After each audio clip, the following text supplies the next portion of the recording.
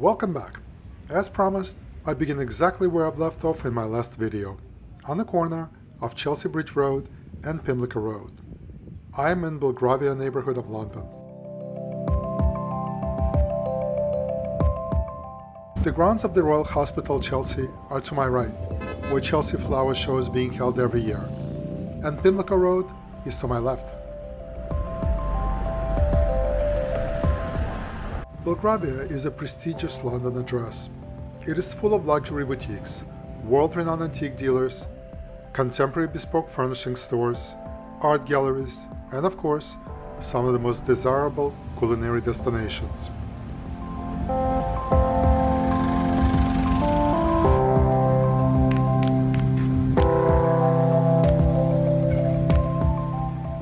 Add some of the highest ranking schools and universities in UK within walking distance, and you have an exceptional neighborhood, even by London's high standards.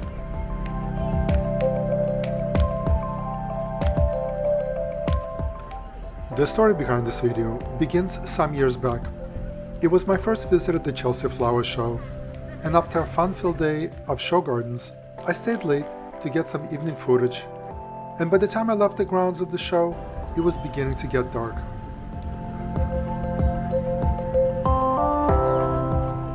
The only exit gate open late in the evening lets out onto the Chelsea Bridge Road, and after crossing the street at the traffic light, you're facing the new Chelsea Barracks, a development on the ground of the old Chelsea Barracks.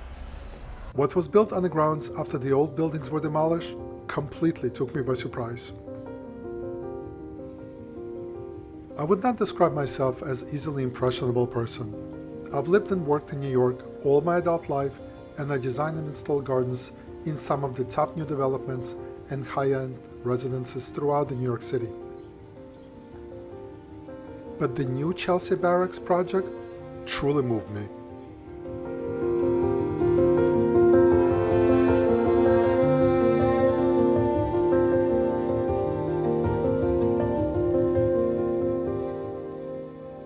Let's start at the beginning. The original site housed British Army barracks.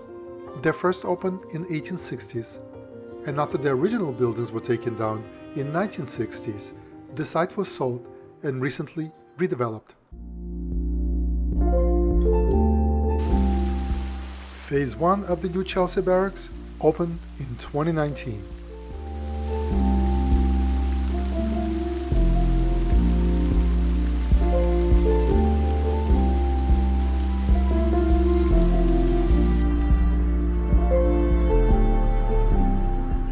In my last video, I looked at few iconic garden squares that make London not just the capital of the world, but one of the greenest cities. Some estimates put London at close to 50% of the city designated as green spaces. Some public squares are open to public, while others are private and are for the local residents' use living in homes surrounding these squares. The general public is welcome to peek through the iron fences. Here at the Chelsea Barracks, a radically different approach to public and private space was developed. Some of the top UK architectural firms have collaborated on developing the project while being sensitive to the site's history.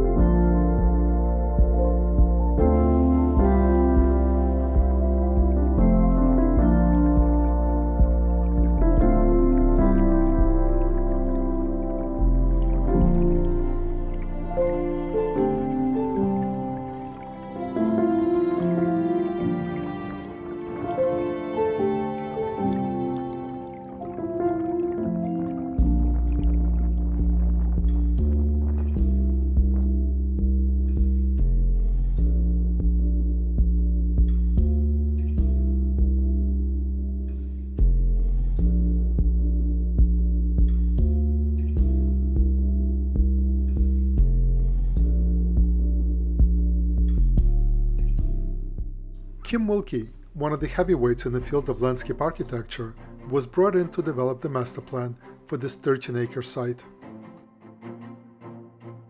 American viewers will recognize his work in Longwood Gardens in Philadelphia, where he developed the outdoor performance space made out of grass terraces and the curved green wall walk in the new addition to the greenhouses.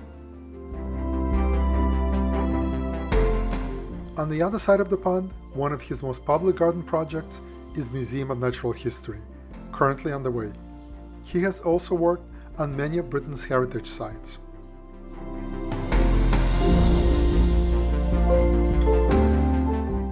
The team behind the design consciously created the new London Garden Square, open to all and welcoming to pass through, linger, explore, stay and enjoy what the open spaces have to offer. And offer a lot they do.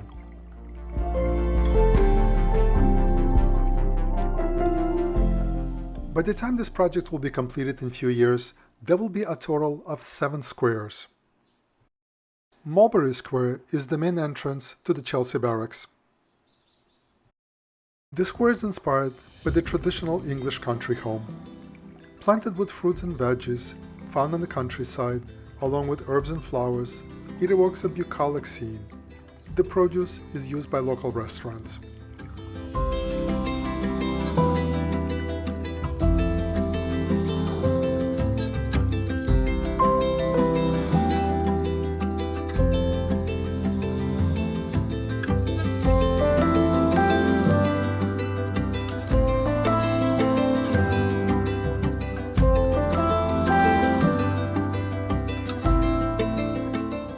The garden aspires to be both a culinary and a colorful flower garden. It hits both notes brilliantly.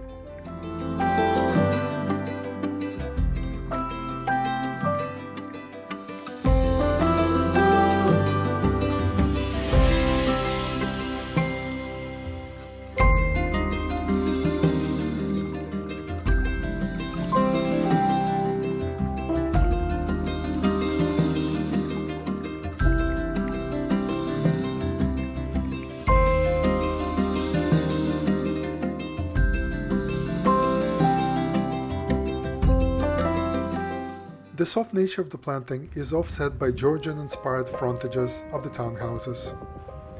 Ornate lampposts, ironwork, and William Morris's inspired balustrade railings connect the old and the new and soften the gleaming Portland stone-clad buildings.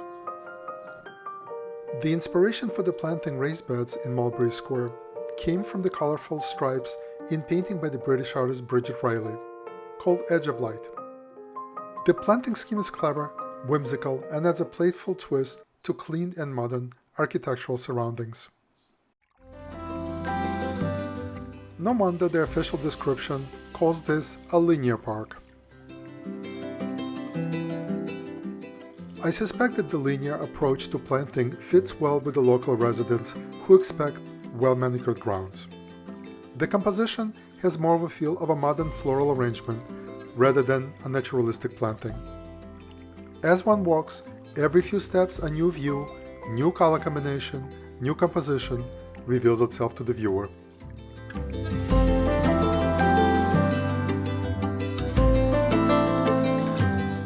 Raised beds are designed to elevate the planting to the eye level. Plenty of benches wrap the planters on all sides, inviting public to sit, unwind, and enjoy.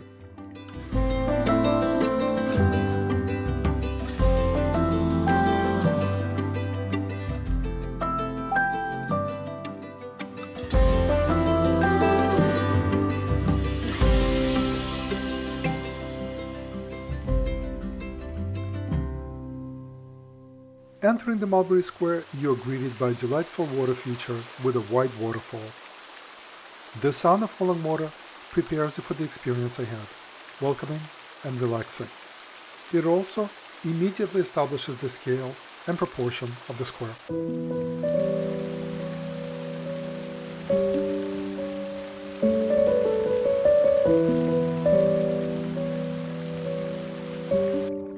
But it's the gentle sound of a trickle of the surrounding rills that add perhaps the most important layer of this garden. It doesn't erase the noise of the nearby traffic, but it does refocuses one's attention to the sound of water. As you explore the garden space, you're following the visual and the sound cues, guiding you along to the small water feature full of aquatic and marginal plants in the back of the garden.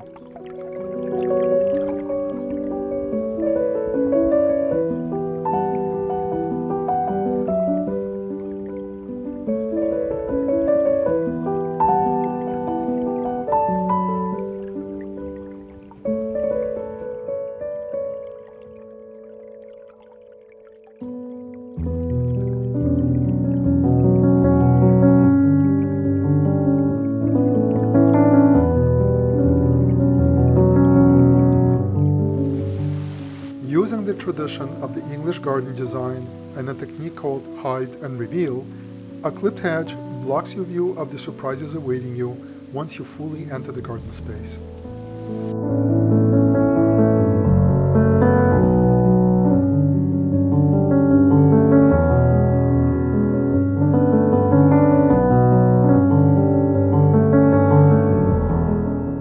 Along Chelsea Bridge Road, framed by mature London plane trees, is Bourne Walk. It was the second public square completed at the Chelsea Barracks. Designed by Joe Thompson, this garden is modeled after native British woodland. It's a corridor for the wildlife and people alike. A few feet away from the hustle and bustle of the main London road, the peaceful garden whisks you away from the noise and the traffic. Dapple sunlight dancing through the foliage of the old plane trees and crushed stone path is a gentle reminder that this is a woodland edge garden. Rows of plants step down from the ornate fence to shrub height, to perennials, and then to ground covers, spilling onto the gravel path. The underfoot crunch of stone, the dapple light, the sound of the trickle of the water running through the channels all come together to produce a deep sense of calm. Second flower bed along the water channel is there to provide a buffer between the residences and the public path. It offers a rich planting of evergreens, plants with persistent foliage, and ornamental grasses.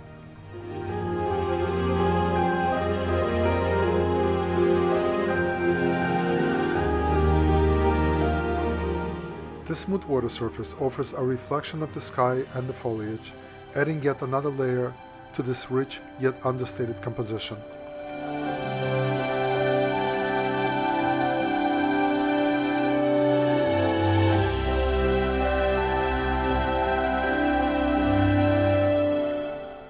A unique site-specific installation by Louise Plant, called Portland Peas, adds a lovely break in a long flower bed. The sculpture is made out of Portland limestone, perhaps a coincidence, or perhaps an intentional nod to the material the Chelsea Barracks are made out of. The grouping adds a dynamic form that contrasts the soft woodland foliage. Cow parsley with umbrella-like flower heads blur the edge of where the garden ends and the stone path begins, reinforcing the woodland feel. Arching Solomon seal, all in unison, pointing the same direction, add a sense of movement and interrupt the eye from time to time from getting bored with repetitive woodland foliage. The long flower bed doesn't rely on color, though there is some. The varied shades of green and rich tapestry of foliage shapes create a soft, harmonious, and calm composition.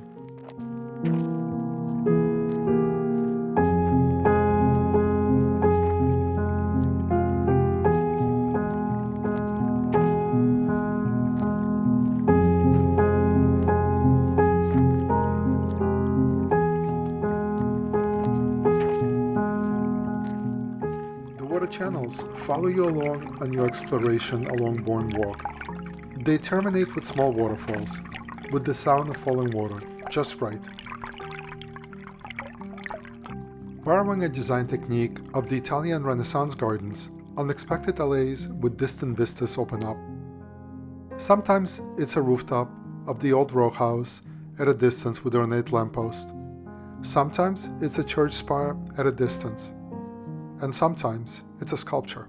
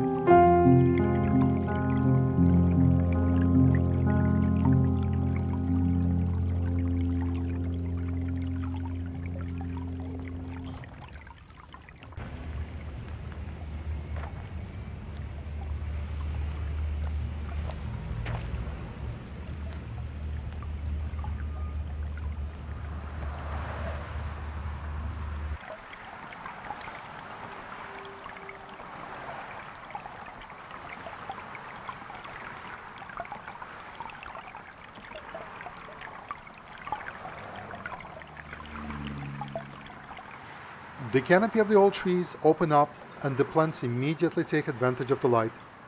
This portion of the garden is more colorful and textural. Ornamental grasses spill over the cut stone borders, softening their crisp lines. The native plant scheme is a magnet for butterflies.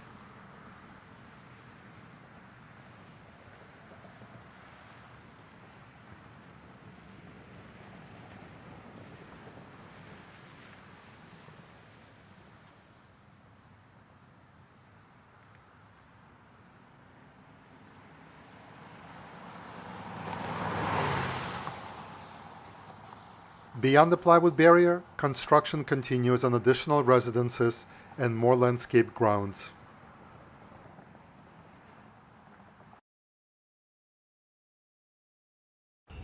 Running perpendicular to Mulberry Square is another public space, Whistler Square. Although each square has its own feel and character, the use of common building materials connects them all seamlessly.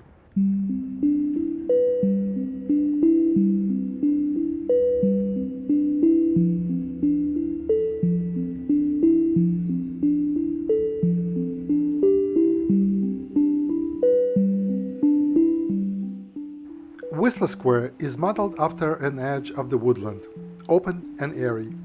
Taller trees give way to white multi-stem flowering shrubs and woodland perennials. The peak of the color in this flower bed is early spring, when blues, yellows, and white flowers and bulbs burst into flower, recreating the tapestry of the woodland floor.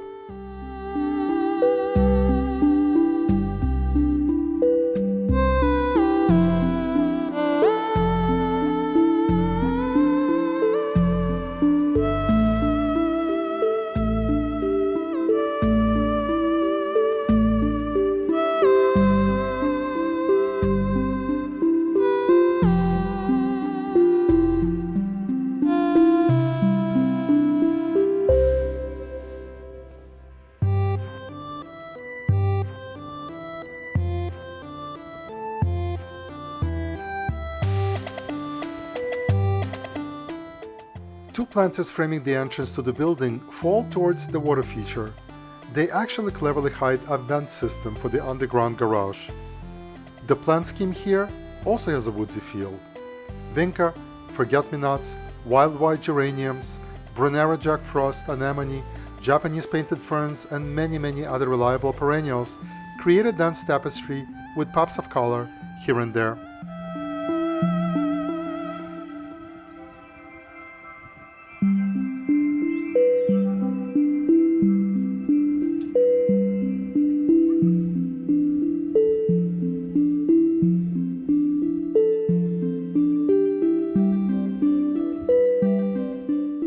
The soft foliage combination adds a lovely soft feel, while the crisp stone framing adds a contemporary touch to the whole composition.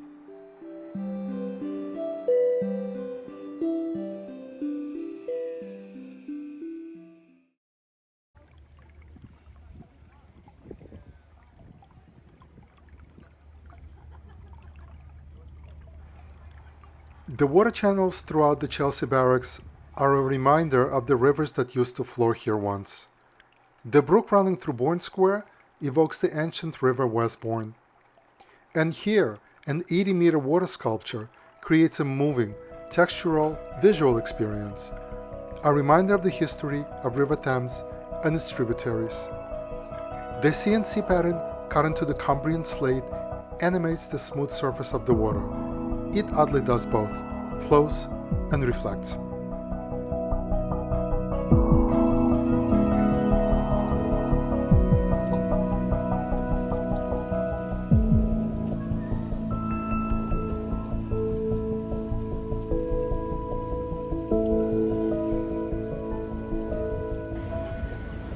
My visit coincided with Chelsea Flower Show, only a block away. This year, there was an unmistakable theme running through the show grounds: celebration of women in horticulture. Here at the Chelsea Barracks, a fair is taking place with several activities, workshops, and small market set up for the duration of the Chelsea Show.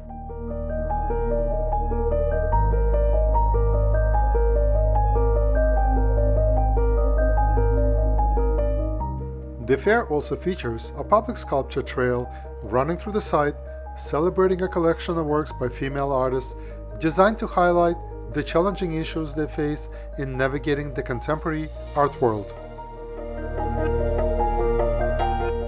One of the most powerful, moving, and enigmatic sculptures was Fuse by Anna Gillespie, floating on wooden legs above the water feature in front of No. 8 Whistler Square.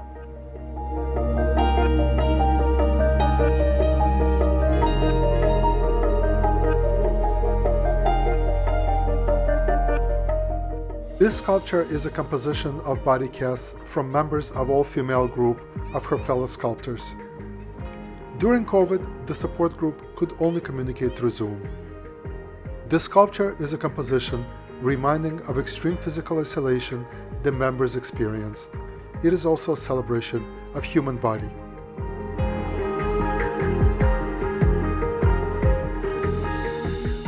This sculpture has been exhibited in different venues with different backgrounds, but this triptych has certain poignancy floating over reflecting, ever-moving water surface.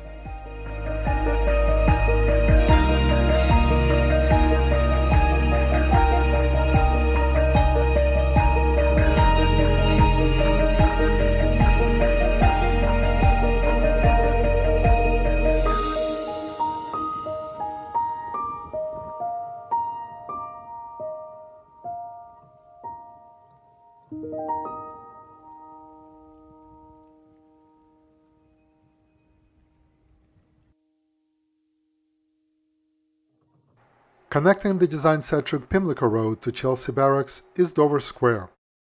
Planting scheme echoes the larger Mulberry Square, only steps away.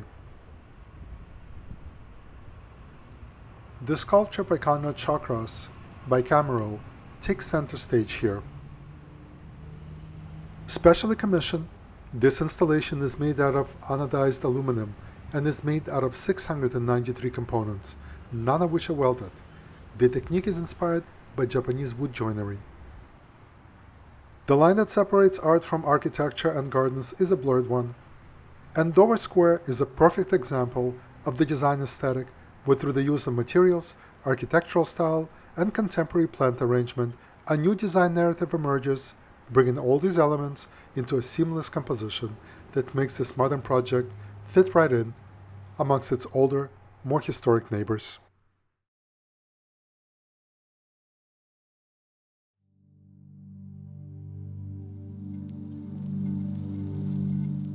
As the daylight faded, I took one last walk down the Mulberry Square toward the Garrison Square. Empty of crowds, I had the place all to myself.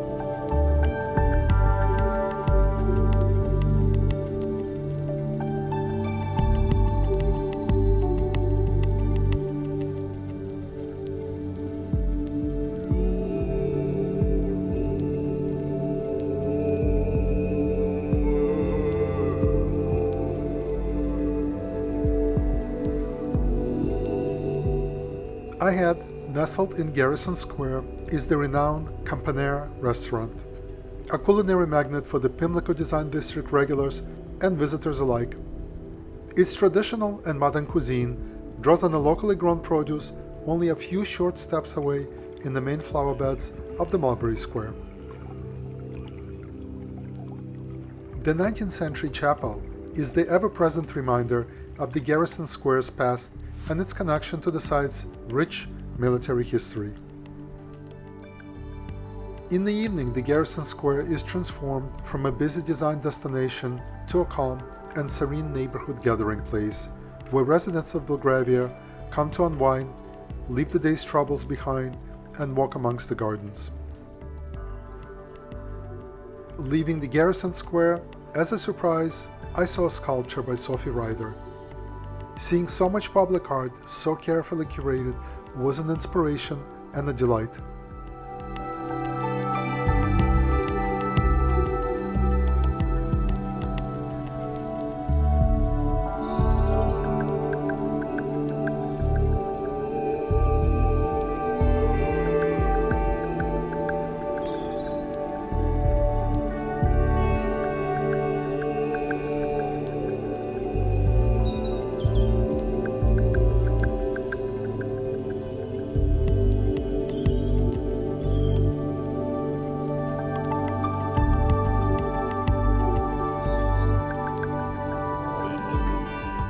I walked down the back streets, along manicured front gardens, to Pimlico Road.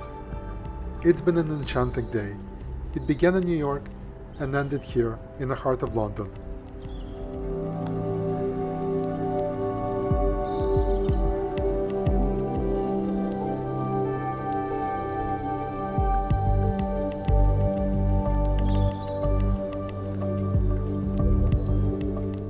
I didn't know what gardening wonders were waiting for me the following day.